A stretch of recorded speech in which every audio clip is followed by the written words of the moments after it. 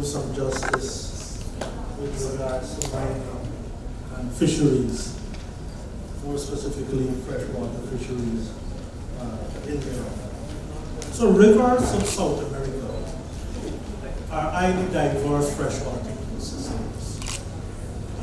And they house, especially the Guyana Shield, a high percentage of our biodiversity.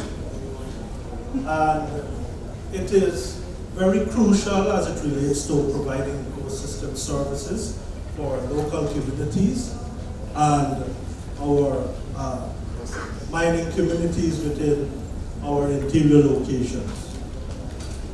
These freshwater systems that occur within Guyana, in particular, have high endemism, especially with freshwater fisheries resources. These fish species, some of these species are found nowhere else in the world, except in these specific locations in Guyana, just as an example. But one of the increasing challenges that are affecting our biodiversity resources, especially our freshwater ecosystem, is the increase in gold prices, which has caused an increase in small and medium scale mining operations throughout the Guyana Shield. And this has some pressing concern since the way these gold mining activities operate affects the ecosystem as a whole, the general environment. This also has implications for example, our Amerindian people that live along these riverine communities. Gold mining activities, for example, significantly alters local habitats, so it transforms natural habitats, especially removing a lot of forest cover, and it also contributes to heavy sediment loads in a lot of our freshwater and headwater ecosystems. With regards to the impacts in general, I'll try to focus on three broad areas. I'll try to focus on mercury contamination, habitat changes as it regards to forest cover, and I'll look at how this affects the food chain. First and foremost, a lot of the mining practices requires mercury for extraction of our gold deposits. Mercury is heavy metal, it's a neurotoxic, and it's poisonous to our body. When it gets into the ecosystem or into the environment, it is very difficult for us to get rid of those mercury that is being embedded within that system. With amalgamation of gold, best practices plays a key role. A lot of the time in Guyana, we've noticed that, and data have shown that a lot of mercury have been found among local people as well as miners.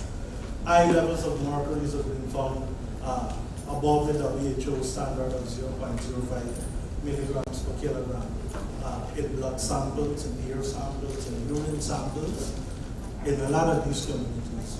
One of the important elements of fisheries within those communities is that fish serve as a major source of protein.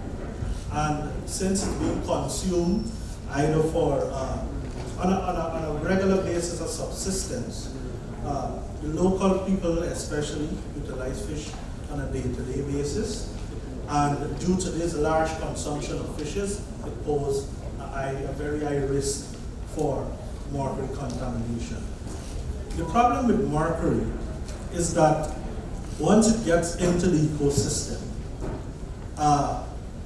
it is being transformed by microbial communities. In many cases, pH and temperature and organic matter within those aquatic system affects the methylation process. The methylation process is where that inorganic form of that mercury is being utilized or being converted to a methyl mercury or more toxic state.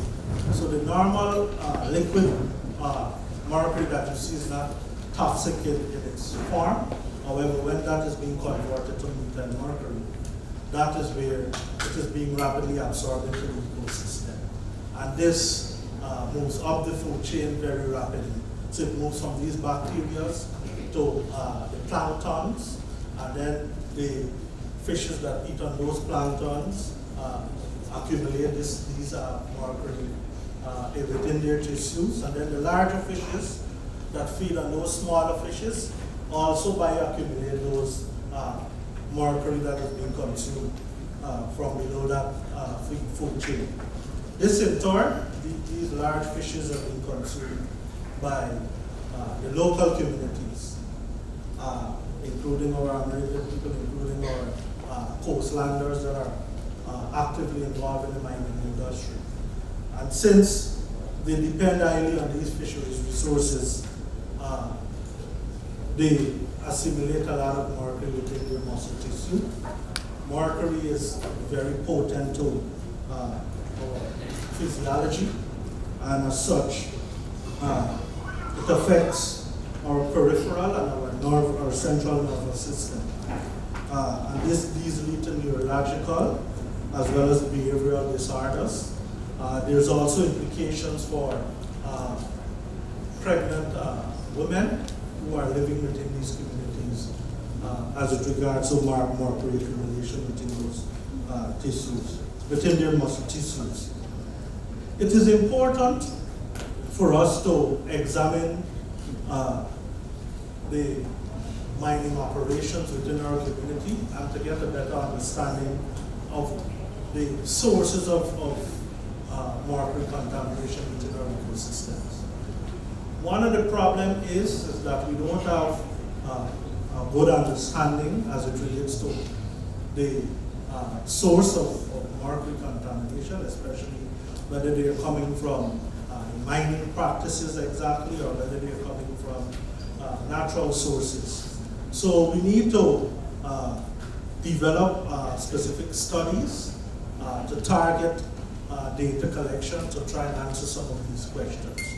We also need to have a more intensive monitoring protocol and enforcement of our regulations that deals with small and medium-scale mining operations within Guyana, so we can have a better approach to observing and practicing these best practices that are required by the mining regulations in Guyana. We also need to look at studies that focus on food fishes that are highly consumed or that are highly sought for by these mining communities on a weekly basis, and we need to do some more education and public awareness among these communities as it relates to mining practices and the rate at which they consume fish and the risk from mercury contamination. We also need to document our freshwater fish resources, since even though we have high fish diversity in a lot of communities, we are still finding new freshwater fishes, new freshwater animal organisms are being described every year that are new to science and that are only found in specific regions as I outlined in Guyana. We also need to do some more robust habitat monitoring data collection exercises that will gear towards understanding what changes are occurring with the operations of mining within our interior communities, so that we can map changes in habitat and to see how those affect our biodiversity and other resources. There's also a great need for integration of our roles as institutions. So a lot of time we find there's overlap in functions between agencies. We need to have some form of integrative system where we can capture data and we can make informed policy decisions as it relates to mining activities and fisheries within these communities.